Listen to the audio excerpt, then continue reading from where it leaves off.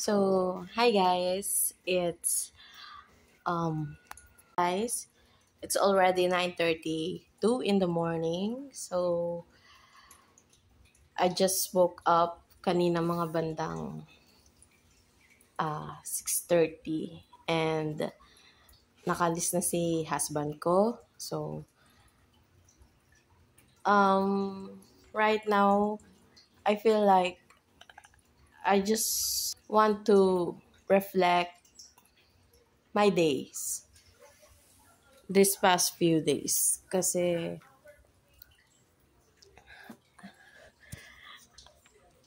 there's certain things na ganito yung pakiramdam ko. So, may mga bagay na hindi mo talaga ma-explain. And at the same time, you just want to be alone. Aminin natin sa hindi, may mga times talaga as a person na there are times na hindi ka talaga okay. Spiritually, emotionally, physically, and mentally. So, that's the reality, guys. Yung mood natin everyday, it depends on that four aspect. What do I mean that? Kaya minsan, we're just woke up pero we feel na drain tayo kahit kakagising natin, guys. Kasi sometimes we are emotionally unstable for that moment. So, okay yung body mo, okay yung financially stable ka, okay yung physical strength mo, but your emotion, your feeling, your feelings is not okay at that certain time. So, you need to check, reflect, and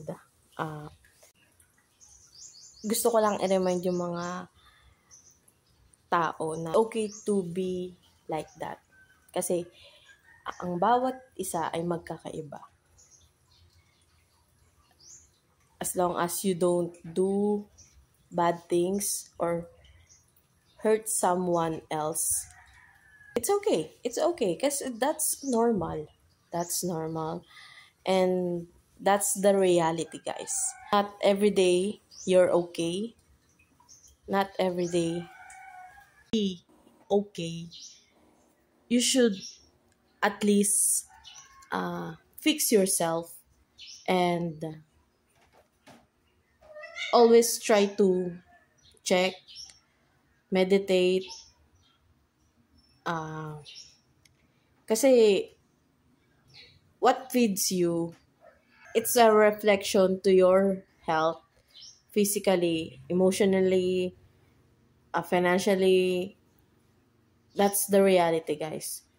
So, be careful and be cautious to the things na around you.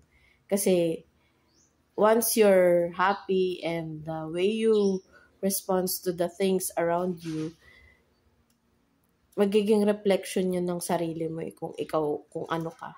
So, kung positive yung ano mo sa sarili mo and then the surroundings mo, it will reflect sa'yo. So, always check yourself and the people around you, guys. So, that's all for today. Bye. Keep safe, everyone, and always take care of your self. It's not wrong when you take care of yourself. That's a self-love. So, bye guys. See you on my next vlog.